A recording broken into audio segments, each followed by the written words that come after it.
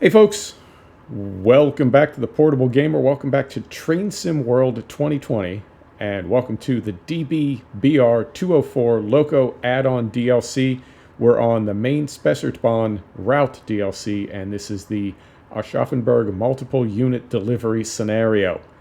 And I swear they're giving me a lot to say. You know, I'm fighting with words lately, especially words with a lot of turns in them. So this is the 204. We can't really see it. It's kind of tucked back here in this corner. We'll get to see it later. We'll go in third person and take a look. But this is it's a switching loco, shunting loco, and it's got some history to it. I'm curious why they picked it. Apparently some other people are as well, but pick it they did. So we will hop in here, and there's some other sort of curious things about this add-on DLC. So we got two driver's seats here, and periodically they will tell us to sit in the driver's seat, and it's not always clear which one they want us to sit in, so you got to try them both. Right, insert the master key. You got it. Set the reverser to forward. Done. Brake key, right? Driver's brake to release. We can do that. Like so. Pressure is coming down. There are some very cool 1970s, 1980s vintage strip gauges in this loco that I really like. Look at that. That's the golden age right there, no doubt. Okay, couple to formation, and everything is good. Everything is good. Here we go. So yeah, it's a cool loco. We've got 500 meters to go, and we're going to be going kind of slow. So I will take this opportunity to read to you about this loco. If I can get my page open here.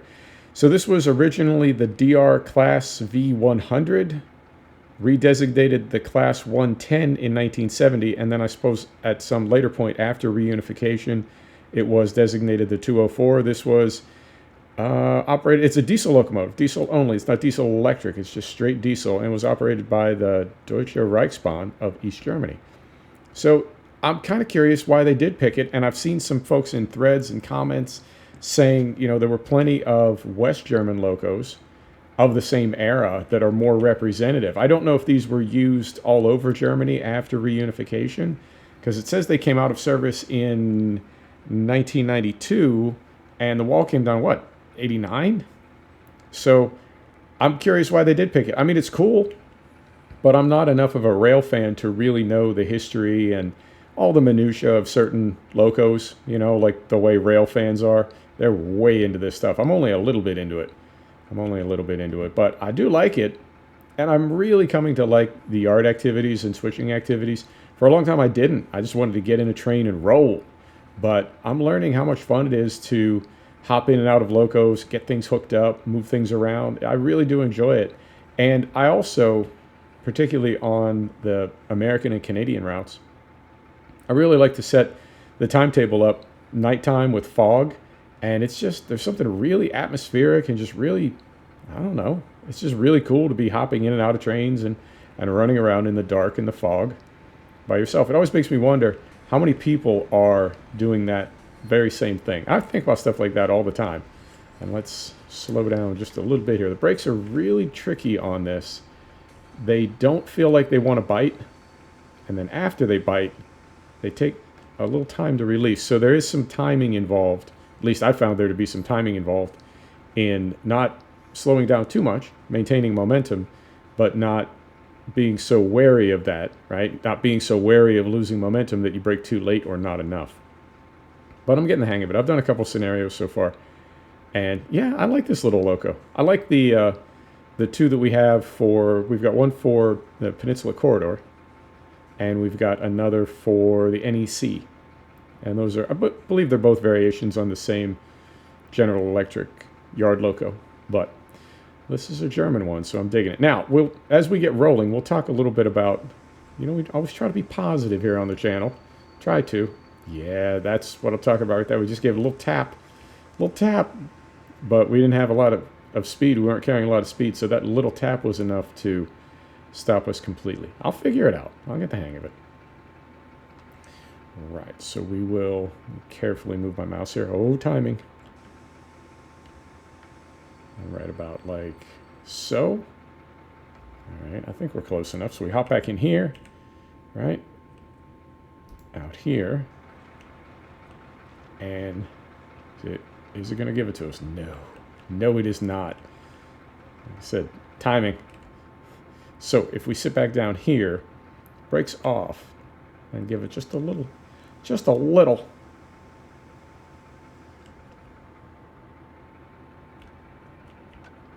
There we go. See if that did it.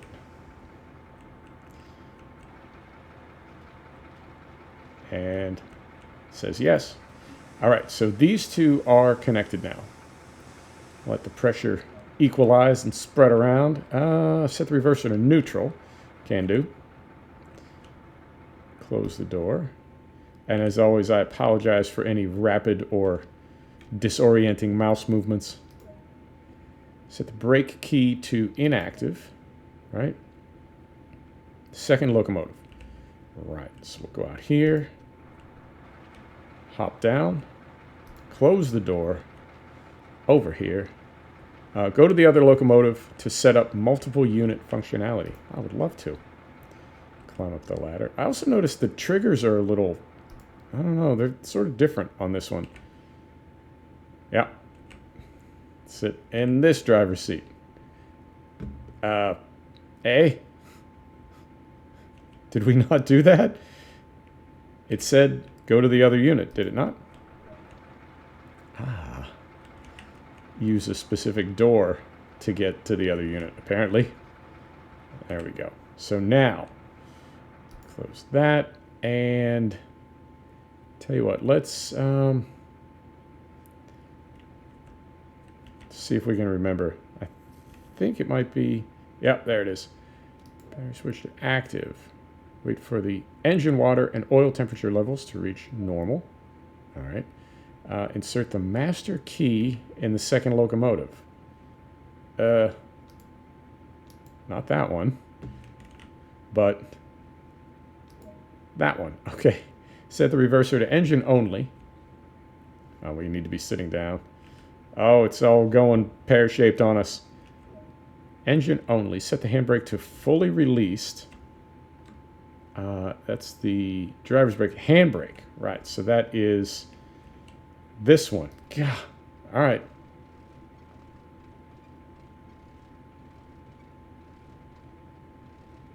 Turning. Turning. All right. Go back to the original locomotive and sit in the driver's seat. Hey, game. All right. So we go back here.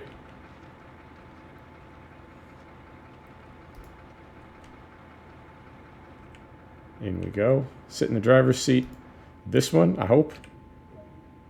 Sure thing.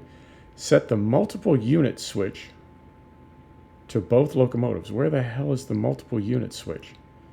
Hang on. There it is. Both locomotives. Okay. Let's have a seat back here. Press and hold the second engine start switch down for 5 seconds.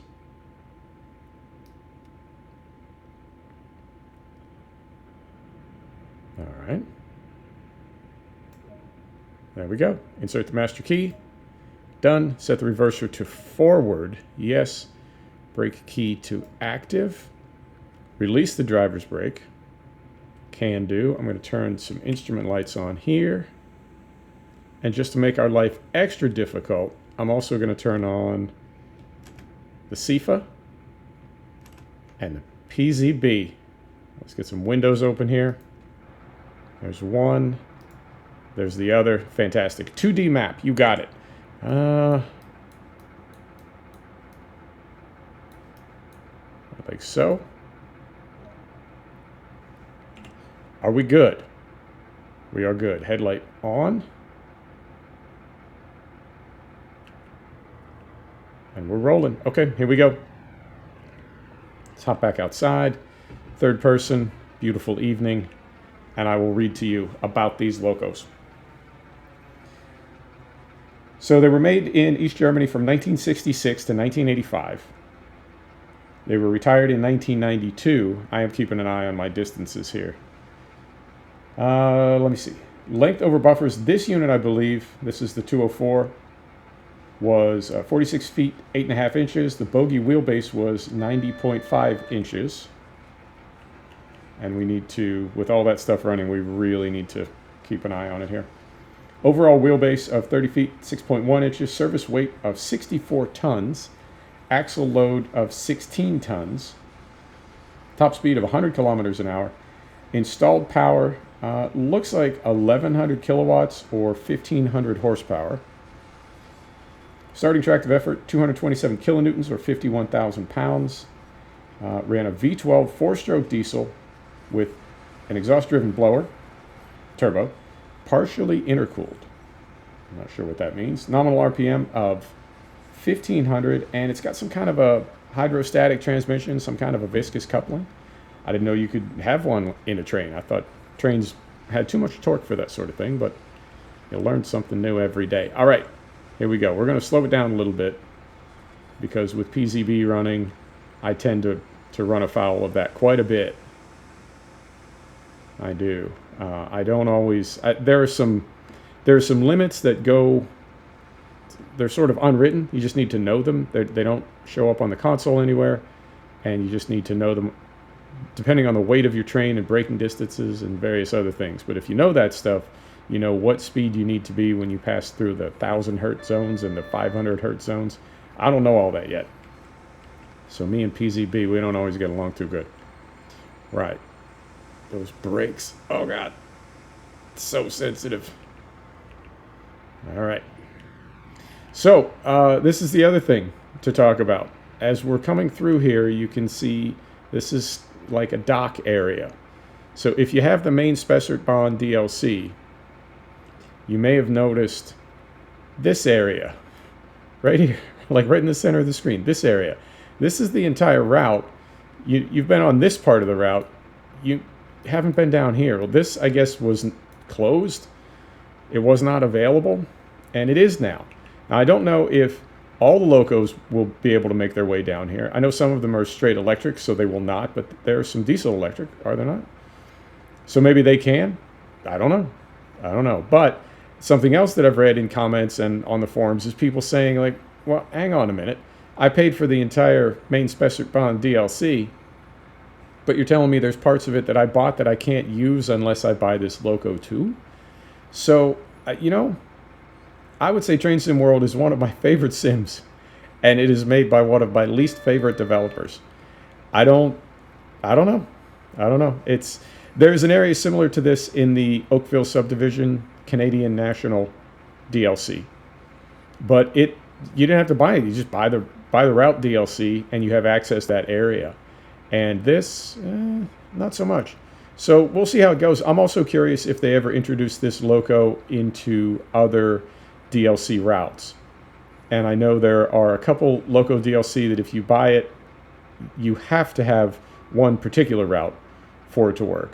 But then it also sort of supplementally appears in others, something like that. So we'll see. We'll see how it all plays out. I do love this sim, but I am frustrated by the developers sometimes. You know. All right, so we're going to stop here. And I think what I'll do, where are we at on time? We're at 13 minutes. Let's do this. Let's just get hooked up. And we'll call it there. We'll call the episode there because it says 35 minutes for this, but you know these always run long. So 35 minutes will probably be closer to like an hour before I'm done. I don't want to make you sit through that. So let's go ahead and stop here, right? And all we had to do was stop there for a minute, and we can continue rolling. So we'll get hooked up. We'll start pulling this heavy freight that we're taking over to the other side. We'll start pulling that back under this crane, and we'll call it right there. And then I'll go ahead and finish this off camera. But yeah, I mean, I'm pleased with what I'm seeing so far. I love the rendering of the Loco itself. It looks good. It feels good. I like the cab, the interior, the sound is good. I mean, there's a lot to like about it. It was $20 US, which I think is a little steep for one Loco as we clip through the crane. But, you know, not the end of the world. And just give it a couple months and it'll be bundled in and be on sale and everything else. So no worries there. I really like the Loco. I wish Dovetail would get themselves together, for lack of a better word. I just feel like they're not communicating what it is that they're doing well enough, and it's sort of confusing to their customer base and to their fans, people that want to like this sim. Just, it isn't always clear what Dovetail is doing. Right, so we hop back in here. We hop in here. Open this door. Come right over here. Get hooked up. All right. There we go. And we're going to go back in here now, I think. Yeah, let's do this. Let's hop in here. And since we're going to shut this end down, let's make sure we do everything right. Reverser to neutral. Set the brake to inactive. We're going to close these windows. Right? Close these windows. We're going to turn the lights off. Turn the headlights off. Yep, headlights off. We're going to take our master key.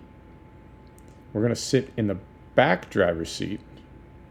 Is that this one or in the other Loco? All right. So, set the reverser to forward. Brake key to active. We will open the windows again. If I can find it. There it is. Windows are open.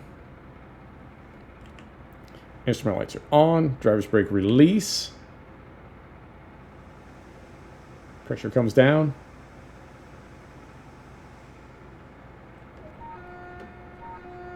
Here we go. I'll pull under this crane. We'll go third person. We'll wrap it up.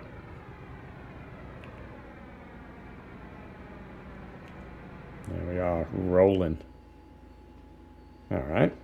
That's not the end I wanted. That's the end I wanted. This is a fun sim. I really do like it. Wow. I don't necessarily like clipping through objects, but that's just part of sim life. Right. We'll call it right there, folks. Thanks for stopping back to check out The Portable Gamer. Thanks for joining us for another episode of Train Sim World 2020. This is the BR204 Loco Add-On DLC. We'll see you next time. Take care now.